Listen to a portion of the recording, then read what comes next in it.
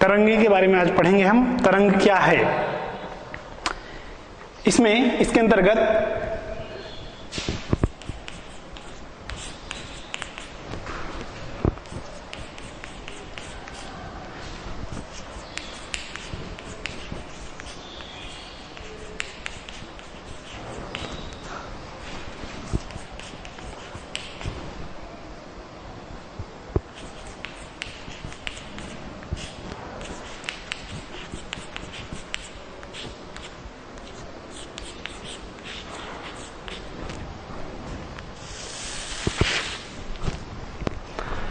तरंग गति में विक्षोभ तथा ऊर्जा स्थानांतरण, इस चीज को समझेंगे। सर्वप्रथम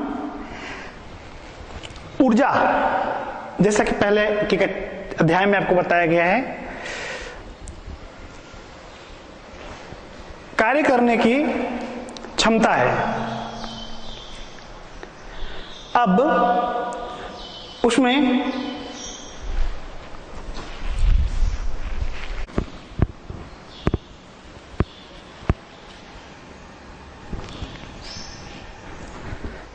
तरंगे अध्याय के अंतर्गत हमको पढ़ना है तरंग गति में विक्षोभ तथा ऊर्जा स्थानांतरण।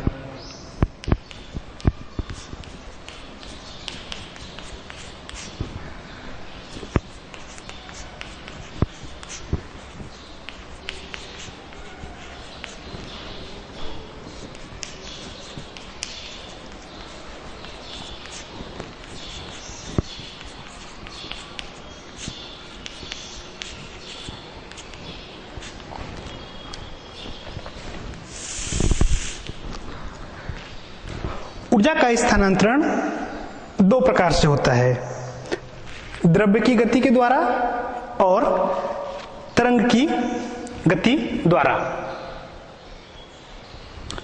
ऊर्जा दो तरीके से स्थानांतरित होती है, द्रव्य की गति से द्वारा और तरंग की गति के द्वारा। जैसे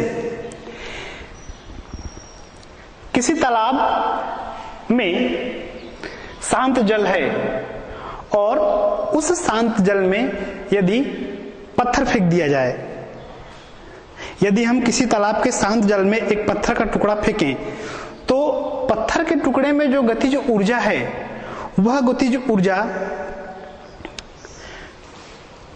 खुद पत्थर की गति के द्वारा, पत्थर के टुकड़े की गति के द्वारा जाकर के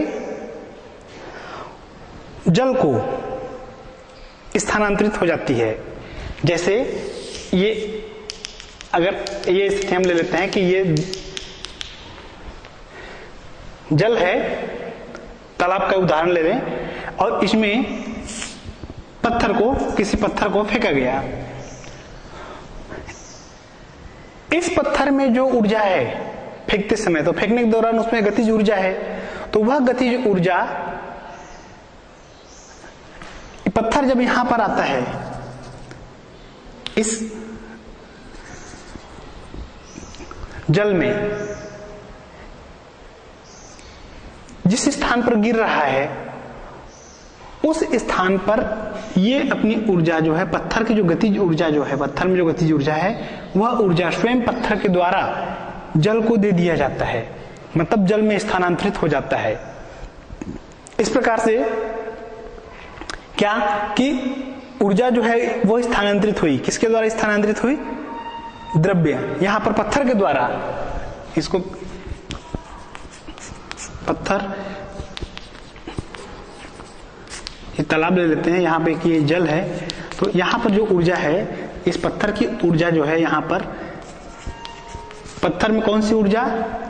फेंकने के दौरान जो गतिज ऊर्जा थी, वह गतिज ऊर्जा जो है पत्थर की, पत्थर जहां पर जल में आकर के गिरा उस जल में स्थानांतरित हो गई। अब इसके कारण क्या होगा?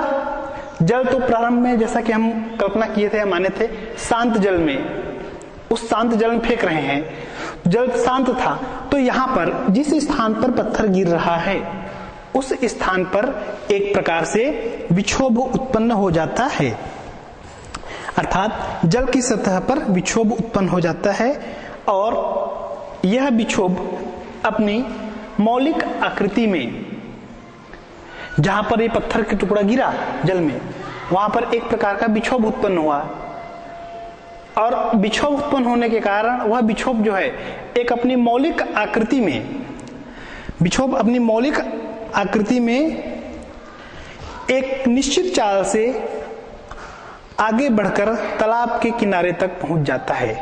ऐसा जैसे यहां पे गिरा पत्थर टुकड़ा, तो ये आकृति इस रूप में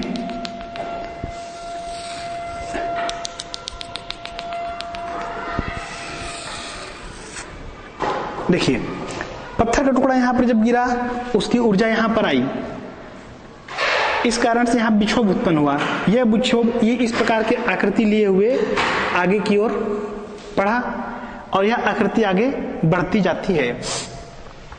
इसी प्रकार से यदि हम किसी रस्सी का एक सिरा किसी दृढ़ आधार से बांध देते हैं और दूसरे सिरे को हाथ में पकड़ करके उस पर झटका दें, मान लीजिए यहां पर हम इसको बांधे हैं इस रस्सी के एक किनारे को, और उसको क्या करते हैं, झटका देते हैं दूसरे किनारे पर, उस भाग पर, उस स्थान पर जहां पर झटका दिया जा रहा है वहां पर भी विक्षोभ उत्पन्न होता है। यह विक्षोभ भी उसी मौलिक रूप में, जिस रूप में उत्पन्न हुआ है, जैसे ये ऐसा विक्षोभ आया तो इसी रूप में क्या होगा, इसी रूप में ये जो है आगे बढ़ेगा, आगे बढ़ता जाता है। इस प्रकार हम कह सकते हैं कि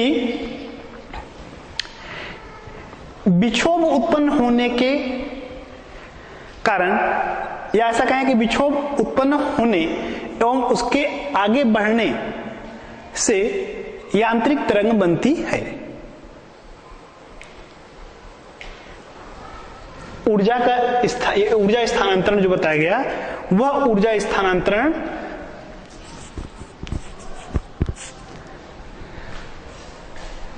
दो प्रकार से, द्रव्य की गति के द्वारा तथा तरंग की गति के द्वारा। तो द्रव्य की गति और तरंग की गति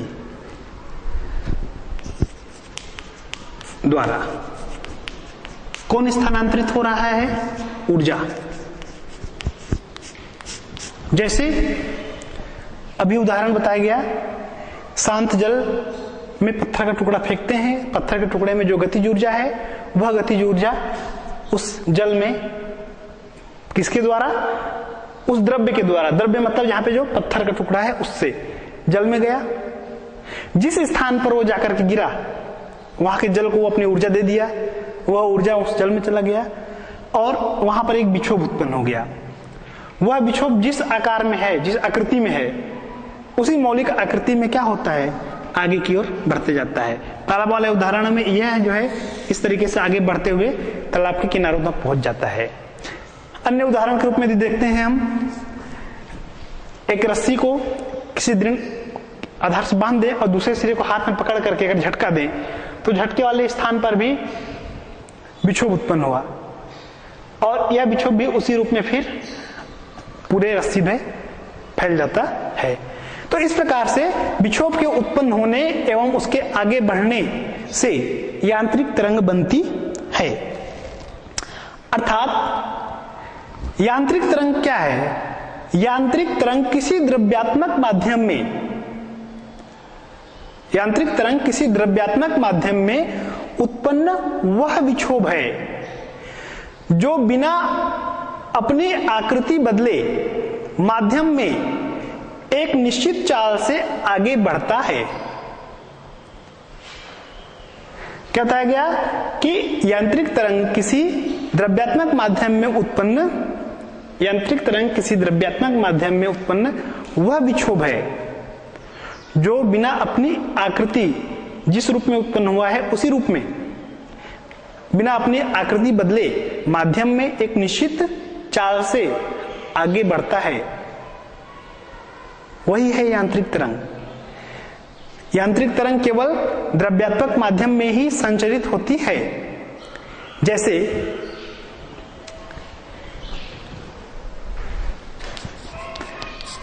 यांत्रिक तरंग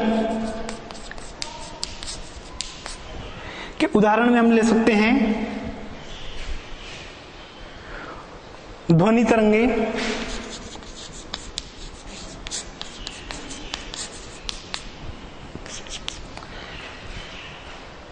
शांत जल है, उसमें विक्षोभ आ रहा है तो उसमें उत्पन्न तरंगे, अर्थात जल की तरंगे,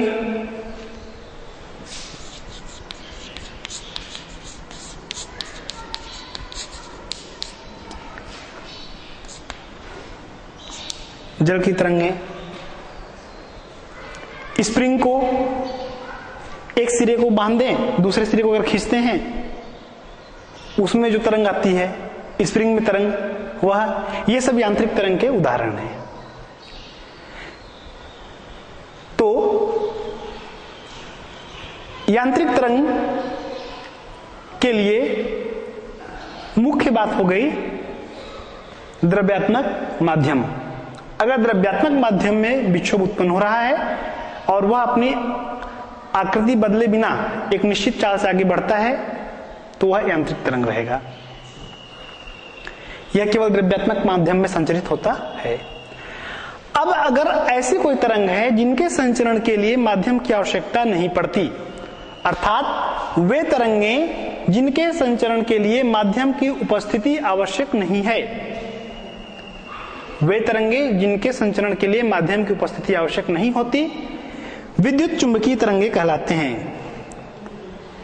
ऐसी तरंगे जिनके संचरण के लिए माध्यम की उपस्थिति आवश्यक नहीं होती, विद्युत चुंबकीय तरंगे कहलाती हैं। जैसे विद्युत चुंबकीय तरंगों के अंतर्गत प्रकाश की तरंगे, रेडियो तरंगे, गामा तरंगे, एक्स किरण आदि उदाहरण।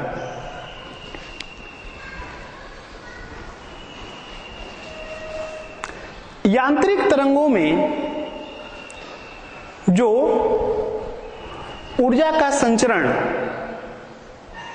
होता है,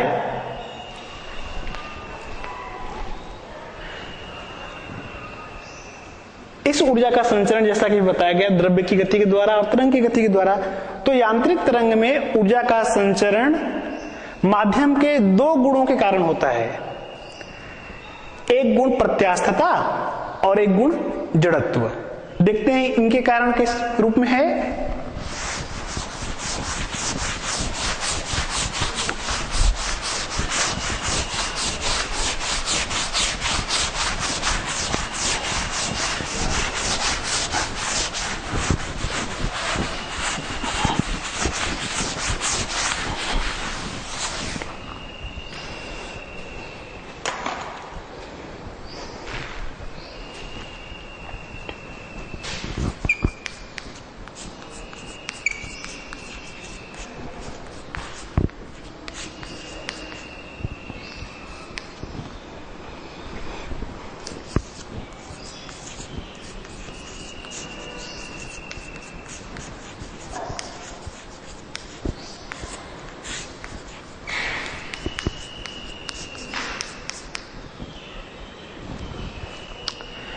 अभी उन गुणों की चर्चा से पहले एक बार फिर से आपको बता दें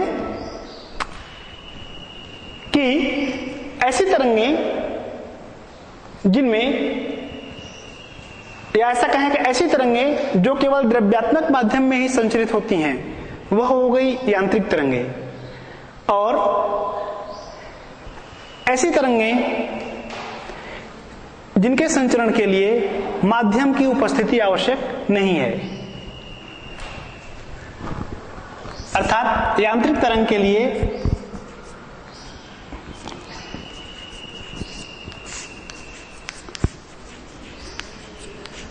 द्रव्यात्मक माध्यम, इस माध्यम में द्रव्यात्मक माध्यम में ही उत्पन्न होता है। यांत्रिक तरंगें केवल द्रव्यात्मक माध्यम में ही संचरित होती हैं। और ऐसे माध्यम में जो तरंग उत्पन्न हो रही है, या ऐसा कहें ऐसे माध्यम में जो तरंग संचरित होती है, उन्हें हम कहेंगे यांत्रिक तरंगें। जिनके संचरण के लिए माध्यम की उपस्थिति आवश्यक नहीं होती, वह तरंगे हैं विद्युत चुंबकीय तरंगे। क्या क्या बोला गया इसमें? तो इसमें माध्यम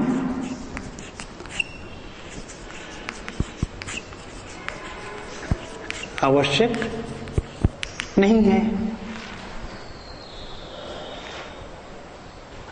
अर्थात इनके संचरण के लिए माध्यम की उपस्थिति आवश्यक नहीं है। वह विद्युत चुंबकीय तरंगें हुई और द्रव्यात्मक माध्यम में जो संचरित होती हैं वह है यांत्रिक तरंगें।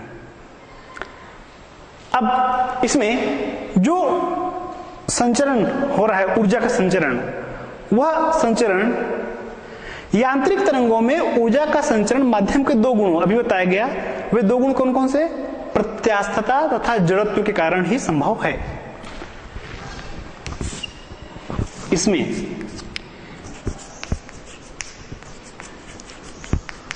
प्रत्यास्थता और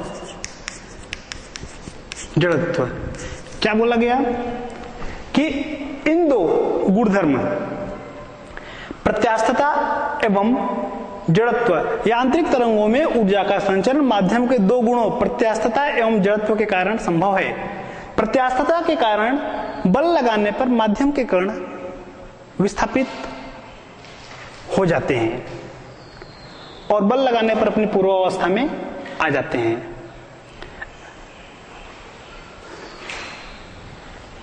इस गुणधर्म के कारण बल लगाने पर माध्यम के कण विस्थापित हो जाते हैं और बल हटाने पर अपनी पूर्वावस्था में आ जाते हैं।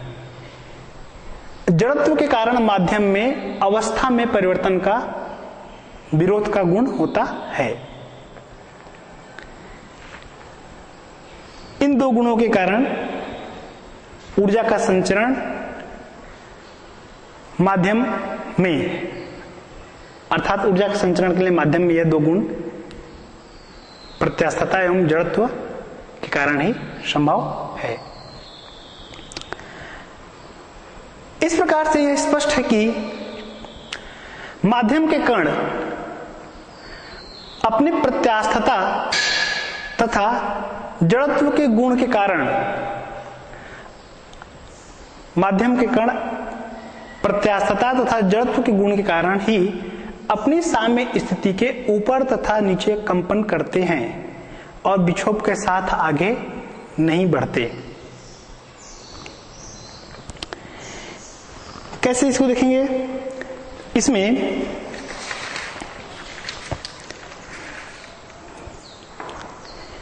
जैसे इस उदाहरण में जल में जब पत्थर को फेंका गया था, जिसकी चर्चा पहले की गई, वहां पर ये ऊर्जा जब इसमें विक्षोभ उत्पन्न हुआ तो ये विक्षोभ जब आगे बढ़ता है, यहां पर हम कुछ दूरी पर यदि कोई कारक रख दें तो हम देखते हैं कि ये ऊर्जा जब आगे जाती है, संचरित होती है, तो यह कारक अपने स्थान पर ऊपर नीचे कंपन करने लगता है। अर्थात विक्षोभ जब कारक तक पहुंचता है तो कारक अपने ही स्थान पर ऊपर नीचे गति करने लगता है और विक्षोभ आगे बढ़ते रहता है। इसी प्रकार रस्सी के उदाहरण में, ये उदाहरण जब रस्सी का लिए थे, जिसमें एक स्थान पकड़ करके जब उसको झटका देते हैं, वहां पर किसी एक स्थान पर अगर हम निशान लगा दें किसी भी जगह पर, तो ये पूरे भाग में जब कंपन आता है या विक्षोभ के कारण यह जब रस्सी कि किसी स्थान पर चाक से निशान लगा दे, तो हम देखते हैं कि जब विक्षोभ चाक के निशान तक पहुंचता है तो निशान अपने ही स्थान पर ऊपर नीचे गति करने लगता है। विक्षोभ चाक के निशान तक पहुंचता है तो निशान अपने ही स्थान पर, अब ये विक्षोभ जब यहां पर आएगा तो ये निशान है, यह निशान अपने ही स्थान पर ऊपर नीचे गति करेगा और विक्षोभ आगे बढ़ता है। अर्थात दोनों उदाहरण देखें, इसमें क्या बोला गया कि यहां पर इस जल में जब पत्थर आया, यहां पर एक कारक लेते हैं तो ये विक्षोभ जैसे जैसे आगे बढ़ता है, ये ऊर्जा संचरण होता है। उस ऊर्जा, यहां पर जब कारक के पास विक्षोभ पहुंचता है तो वह कारक अपने स्थान पर ऊपर नीचे गति करता है और विक्षोभ जो है फिर आगे बढ़ते रहता है। रस्सी के उदाहरण देखते हैं तो यहां पर किसी स्थान पर निशान लगा देते हैं चाक से या किसी अन्य कलर से, और उसमें झटका देते हैं तो वह जो है विक्षोभ जब उस निशान वाले भाग पर पहुंचता है तो वहां पर देखते हैं हम कि वह निशान वाला भाग उसी स्थान पर ऊपर नीचे गति करता है, लेकिन विक्षोभ फिर आगे बढ़ जाता है। इस प्रकार से यह स्पष्ट हो जाता है कि माध्यम के कण अपनी प्रत्यास्थता तथा जड़त्व के गुण के कारण ही अपनी साम्य स्थिति के ऊपर नीचे कंपन करते हैं, विक्षोभ के साथ आगे नहीं बढ़ते। ये दो गुणों के बारे में चल रही है, प्रत्यास्थता तथा जड़त्व।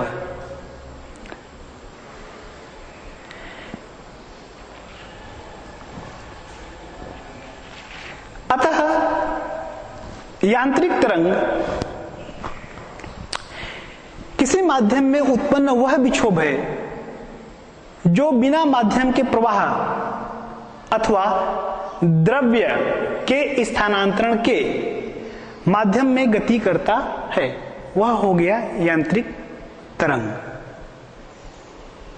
जैसे ध्वनि तरंग, स्प्रिंग की तरंग, जल की सतह में उत्पन्न तरंगें आदि।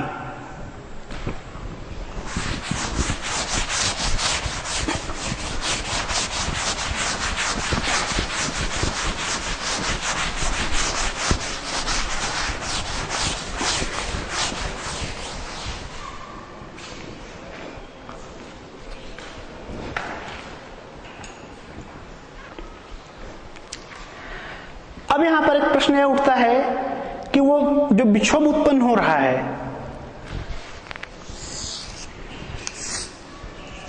ये पत्थर का टुकड़ा जब यहां पर पहुंचता है जल में, शांत जल में, और यह अपनी ऊर्जा, यहां पर जो विक्षोभ उत्पन्न होता है तो यह विक्षोभ क्रमशः आगे बढ़ रहा है। कैसे? तो इसमें जब पत्थर के टुकड़े को फेंका गया, वह पत्थर का टुकड़ा गतिज ऊर्जा को, द्रव को स्थानांतरित कर दिया।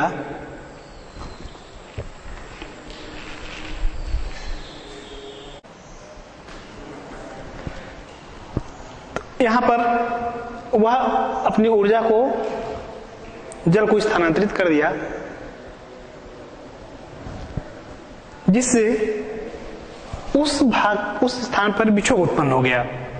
अब विक्षोभ उत्पन्न होने के स्थान पर माध्यम के कण अपनी माध्य स्थिति के दोनों ओर कंपन करने लगते हैं।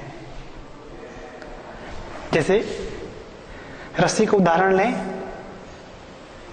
ये कण ऊपर नीचे, विक्षोभ अगर यहां पर उत्पन्न हुआ है तो ऊपर और नीचे, तो अपनी माध्य स्थिति के दोनों ओर वे कण क्या करते हैं? कंपन करने लगते हैं, तथा ये कण अपनी गति को अपने पास वाले कणों को दे देते हैं।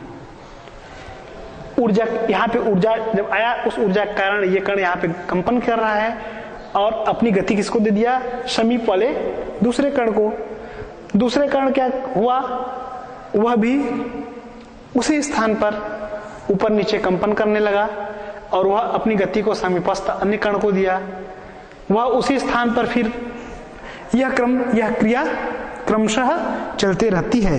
अर्थात विक्षोभ उत्पन्न होने के स्थान पर माध्यम के कण अपनी माध्य स्थिति के दोनों ओर कंपन करने लगते हैं तथा ये कण अपनी गति को अपने पास वाले कणों को दे देते हैं, जिससे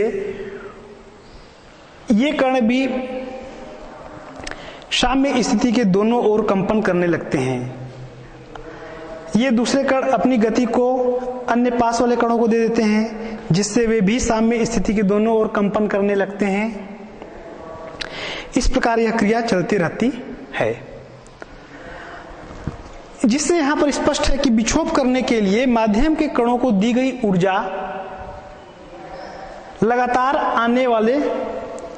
आगे वाले कणों को संचरित होते रहती है। मतलब ये ऊर्जा आगे वाले कण को संचरित होते जाती है। क्या बताया गया? किसी माध्यम में जब विक्षोभ उत्पन्न किया जाता है तो वह कण, माध्यम का वह कण जहां पर विक्षोभ उत्पन्न हुआ है, वह अपने स्थान पर माध्य स्थिति के दोनों ओर कंपन करने लगता है और अपनी गति को समीपस्थ दूसरे कण को दे देता है, जिससे वह दूसरा कण भी अपनी साम्य स्थिति के दोनों ओर गति करने लगता है। इस प्रकार से क्रमशः यह क्रिया चलती रहती है। इससे स्पष्ट होता है कि विक्षोभ उत्पन्न करने के लिए माध्यम के कणों को जो ऊर्जा दी गई है, लगातार आने वाले कणों को संचरित होते रहती है। यह ऊर्जा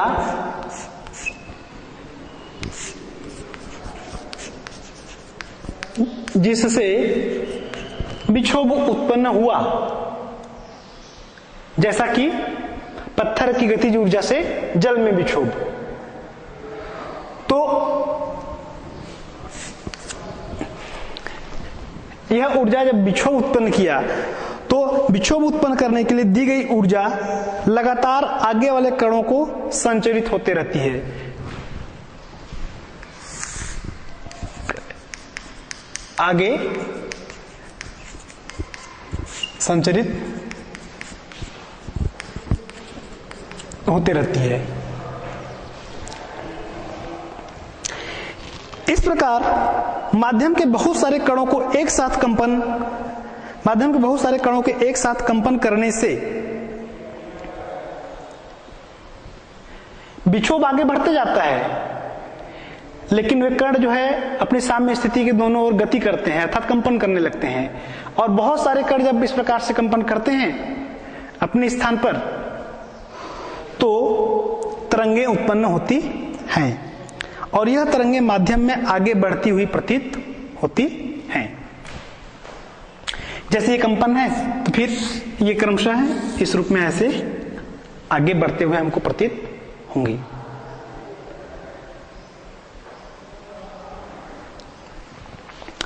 अतः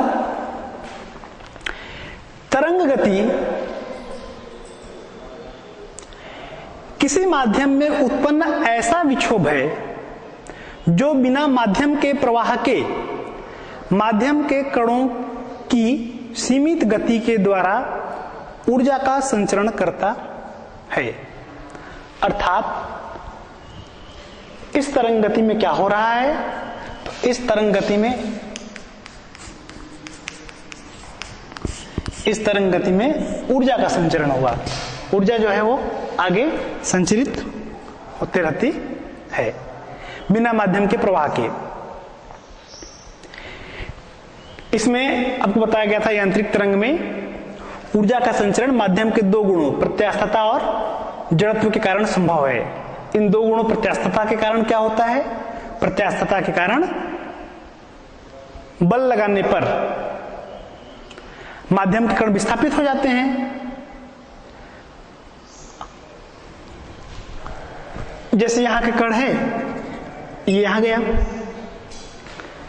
बल हटाने पूर्व अवस्था में जब आया, बल हटा लेने पर पूर्व अवस्था में आ जाता है और जड़त्व के कारण माध्यम में अवस्था में परिवर्तन का विरोध करता है। तो यह था विक्षोभ, तरंग गति में विक्षोभ और ऊर्जा का स्थानांतरण। इस ऊर्जा के स्थानांतरण में कैसे कि यह ऊर्जा जो है क्रमशः आगे की ओर जाती है। इसमें ऊर्जा आगे की ओर स्थानांतरित होते रहती है। अतः तरंग गति किसी माध्यम में उत्पन्न ऐसा विक्षोभ है जो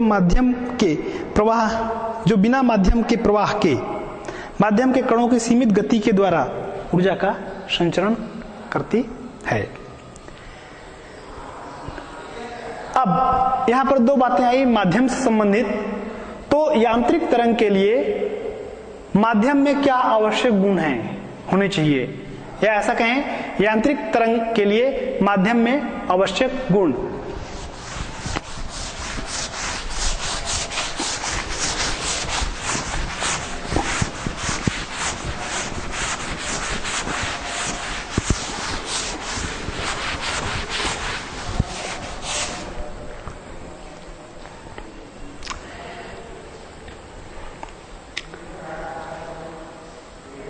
यांत्रिक तरंग के लिए जैसे कि प्रारंभ में बताया गया था कि यांत्रिक तरंगें केवल द्रव्यात्मक माध्यम में ही संचरित होती हैं। तो उस माध्यम में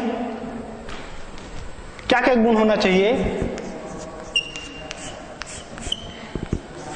पहले प्रत्यास्थता का गुण होना चाहिए, अर्थात माध्यम में प्रत्यास्थता होनी चाहिए। दूसरा गुण जड़त्व का, अर्थात माध्यम में जड़त्व का गुण होना चाहिए।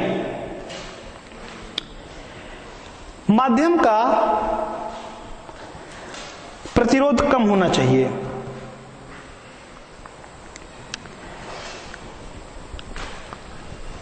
तीसरे नंबर पर ले सकते हैं इसको, प्रतिरोध कम होना चाहिए। ऐसा क्यों? तो प्रत्यास्थता का गुण होने के कारण माध्यम के कणों में प्रत्यानयन बल लगेगा और वे आवर्ती गति कर सकेंगे।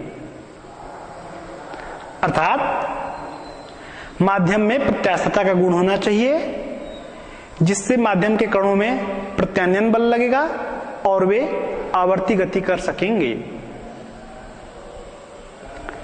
दूसरा, माध्यम में जड़त्व का गुण होना चाहिए क्योंकि कंपन करता हुआ कण जब अपनी साम्य स्थिति में होता है तो प्रत्यानयन बल शून्य हो जाता है, लेकिन जड़त्व का गुण होने के कारण साम्य स्थिति से आगे निकल जाता है और कंपन समाप्त नहीं होता।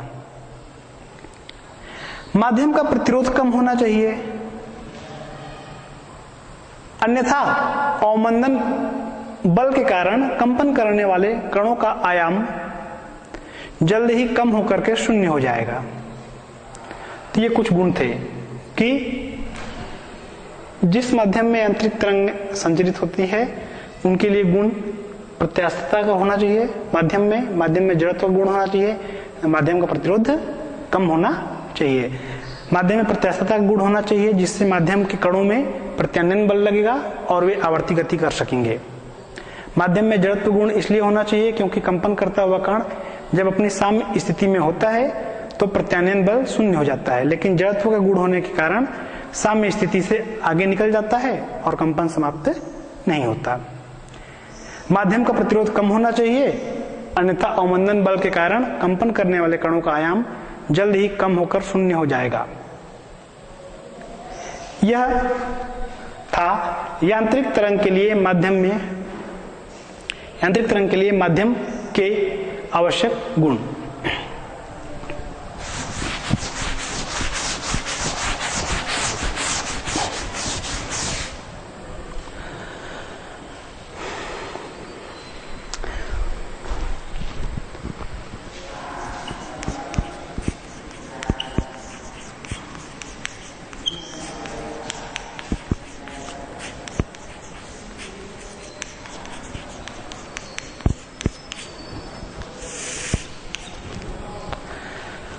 अब हम पढ़ते हैं यांत्रिक तरंग की विशेषताएं। क्या विशेषता होती है यांत्रिक तरंगों में?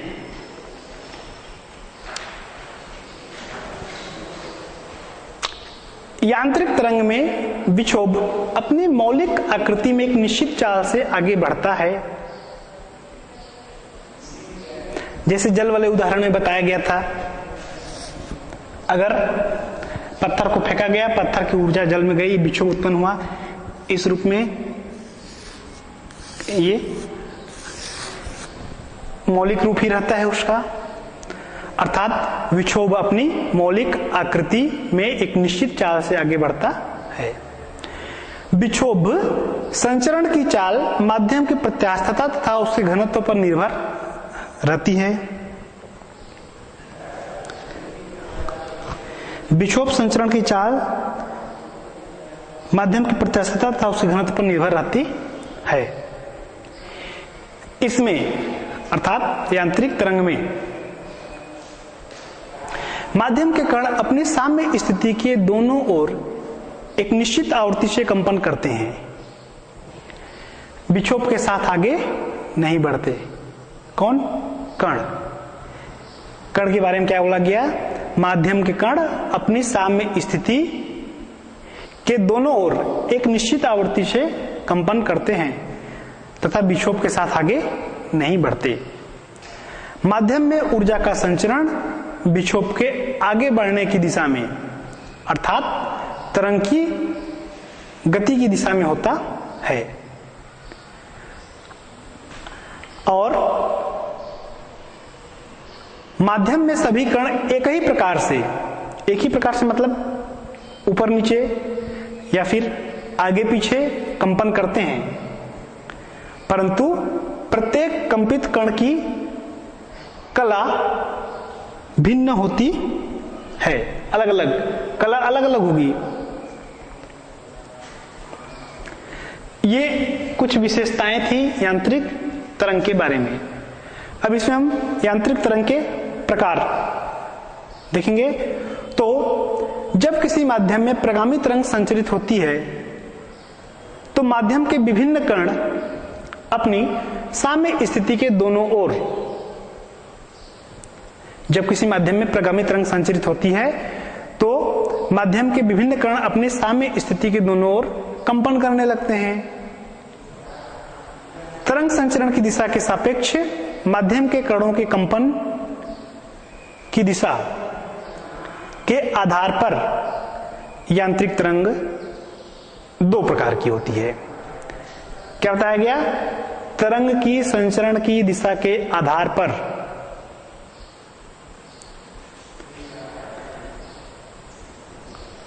माध्यम के कणों के तरंग की संचरण की दिशा के सापेक्ष, जैसे तरंग इस दिशा में संचरित हो रहा है, ये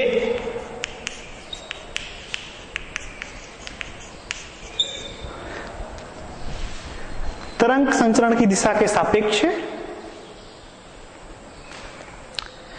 माध्यम के कणों के कंपन की दिशा। अब जैसे माध्यम के कण यहां पर है, ये कण, अब इस कण की कंपन की दिशा किस प्रकार से है? तो उस कण के कंपन की दिशा के आधार पर यांत्रिक तरंग को दो भागों में बांटा गया। एक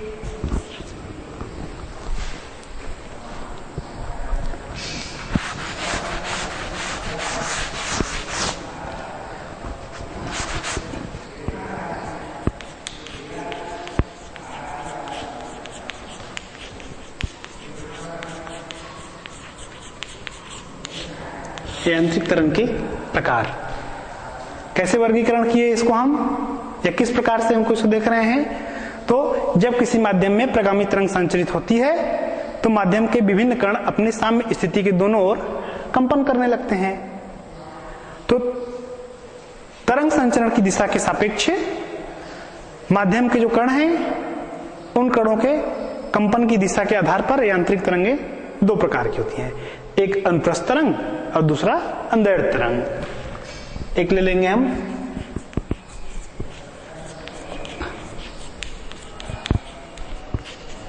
अनुप्रस्थ तरंग,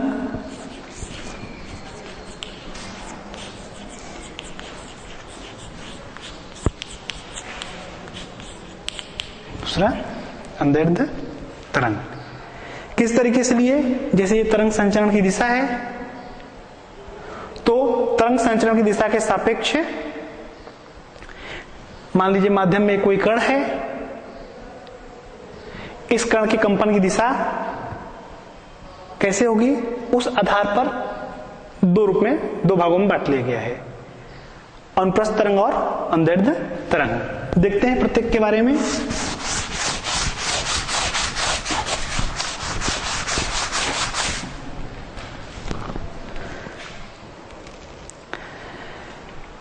सर्वप्रथम अनुप्रस्थ तरंगे।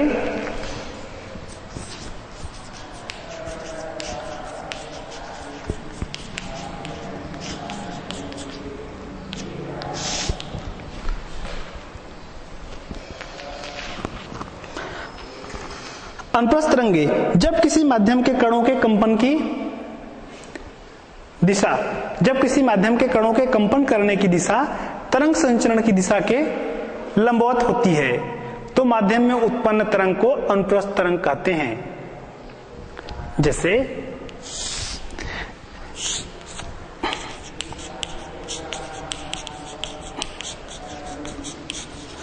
ये तरंग संचरण की दिशा है। अब इस तरीके से इसके लंबवत हो रहा है, ऐसे माध्यम के कणों के कंपन। तो इस प्रकार के तरंग को हम अनुप्रस्थ तरंगे कहते हैं। इसमें जैसे कण यहां से यहां तक के विस्थापित हुआ,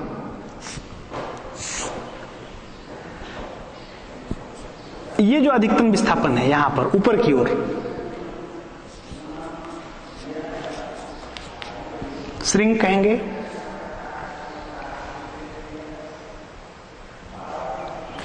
नीचे की ओर जो अधिकतम विस्थापन है उसको गर्त कहेंगे। ये तरंगे इस रूप में आगे बढ़ रही हैं।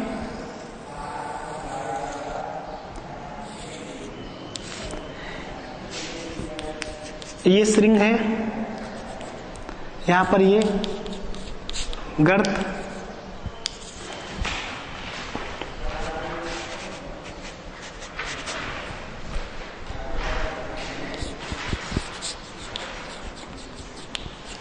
विस्थापन। तो तरंग इस तरीके से विस्थापित हुई, अधिकतम यहां तक की विस्थापित हुई, फिर उसके बाद तरंग नीचे की ओर इस दिशा में विस्थापित हुई।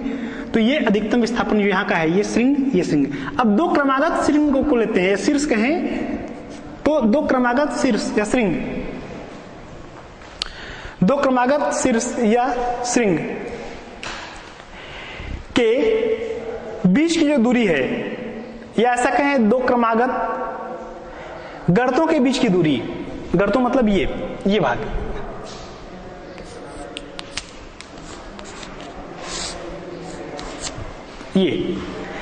ये दूरी, या ऐसा कह लें ये दूरी, दो क्रमागत शीर्ष अथवा दो क्रमागत गर्त के बीच की दूरी को अनुप्रस्थ तरंग का तरंग दैर्ध्य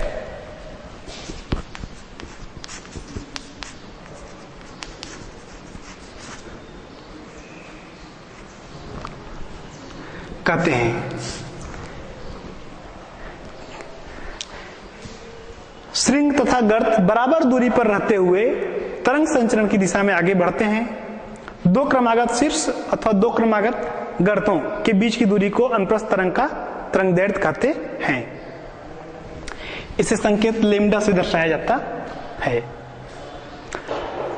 यह तरंग यानी अनुप्रस्थ तरंग जो है, अनुप्रस्थ तरंग केवल दृढ़ माध्यम में उत्पन्न होती है।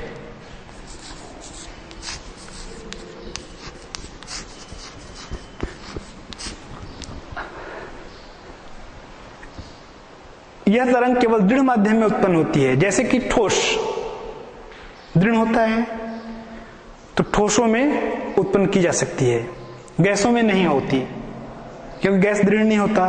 द्रव की केवल सतह पर बन सकता है, उसके भीतर नहीं। तो यह था अनुप्रस्थ तरंग। क्या बताया गया?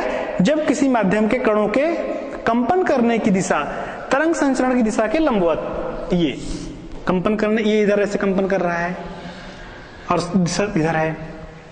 रस्सी वाले उदाहरण में भी जैसे ये कंपन यहां पे हुआ तो ये इस रूप में आगे बढ़ जाता है।